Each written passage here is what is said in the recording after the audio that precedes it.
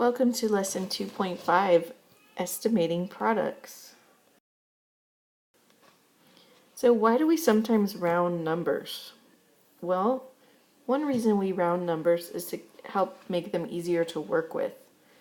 So, for example, we have the number 68. What do we do when we round a number to the nearest tens place? How can we make that easier, this number 68, easier to work with? Well, in a sense, we're thinking of a number line. We're asking ourselves, is 68 closer to 60 or closer to 70? Well, I can see that it's going to take 2 units to get from 68 to 70 versus it will take me 1, 2, 3, 4, 5, 6, 7, 8 jumps to get me to 60. So I can either round 68 down to 60 or up to 70. And by looking at the number line, it would make more sense to round 68 to 70 since it's only 2 jumps.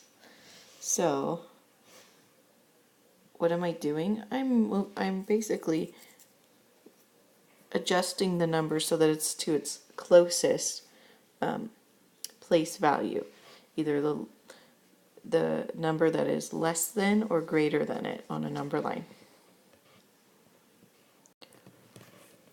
Okay, so let's imagine there's 65 students going on a field trip, and there's 65 students inside of 4 different buses. And we want to get an approximate estimate of how many students are on this field trip. It's helpful to round, and we want to round by underlining to the greatest place. In this case, it would be the tens place. So we have the ones and the tens. And the tens place, I want to underline that and then write the value. Since this is 6 tens, I know that 6 tens is the same as 10, 20, 30, 40, 50, 60. So this number, 65, can either stay down at 60, or if we keep going and add another 10, it could round up to 70. So those are the values. So I'm first putting the value at 60 and I'm counting on to find the next greatest value above. My next step is I want to circle the number to the right of the underlined digit. In this case, the number to the right is a 5. It's in the ones place. Okay. And then I want to check. Okay, hold on, baby. I want to check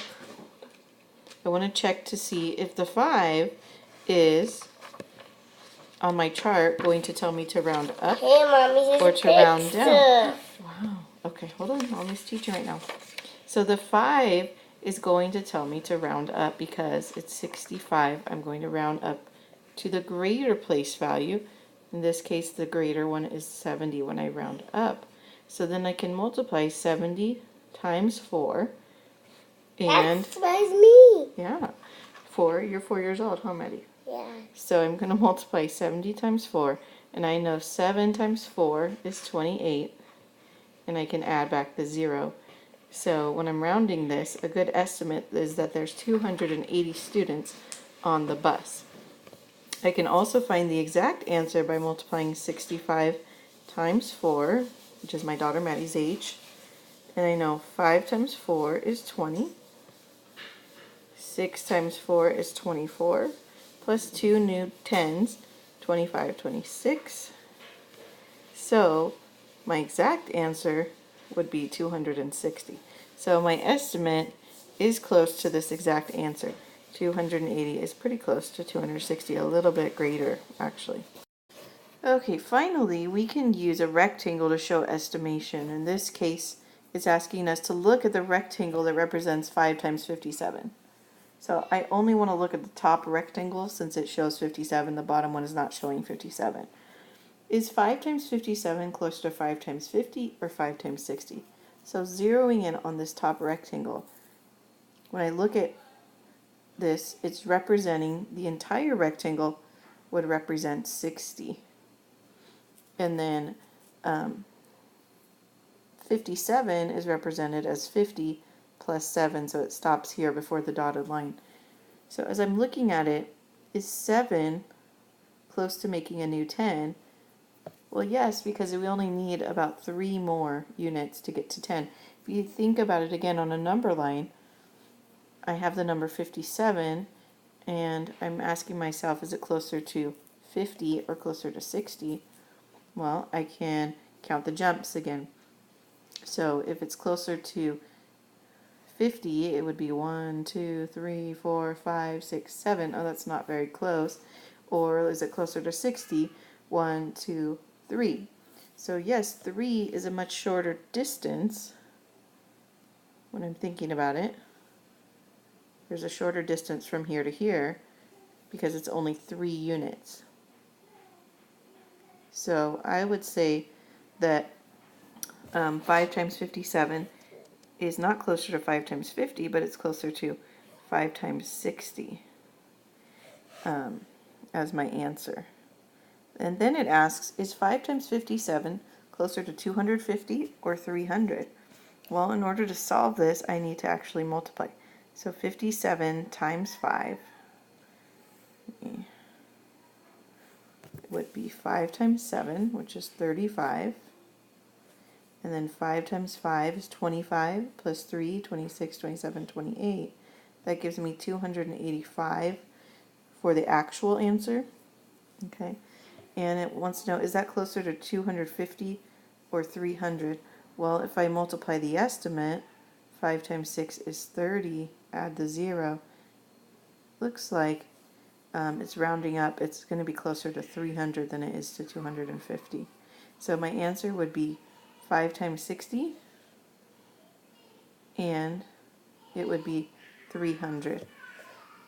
Okay, so I hope I have one more example, and that is 379 fifth grade students are going to attend science camp this year.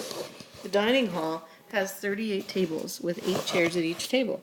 Will all of the fifth graders fit in the dining hall? In order to solve this, I can use, again, an estimate. In this case, I have 38 tables, and looking at my number line, I'm going to find 38, and I see on the number line right away that 38 is closer to 40. It's only 2 units away. It's a lot further to get over here down to 30, which would be over here. So I'm going to change 38, round it up to 40, and think of it as 40 tables with, again, there's 8 chairs at each table. So I know 8 times 4 is 32, and I'll add the 0 back, which makes 320. And it's asking, will all the fifth graders fit in this the dining hall?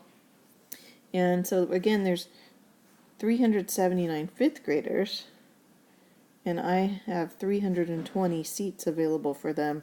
So, and this is that I'm rounding up higher because 40 is actually greater than my actual number 38. So I've already rounded up a little bit, and I still only get 320 students able to fit in the dining hall. So, it looks like we have a little bit of a problem because 320 is not enough chairs to hold all 379 students that are coming for science camp. So it looks like the camp has some work to do to maybe find some more tables and chairs before they can get set up. So we would say, will all the fifth graders fit? The answer would be no, because 320 is less than 379. Okay. All right, so for something today about estimating, you can go ahead and check out this comic strip, and we will see you in class tomorrow.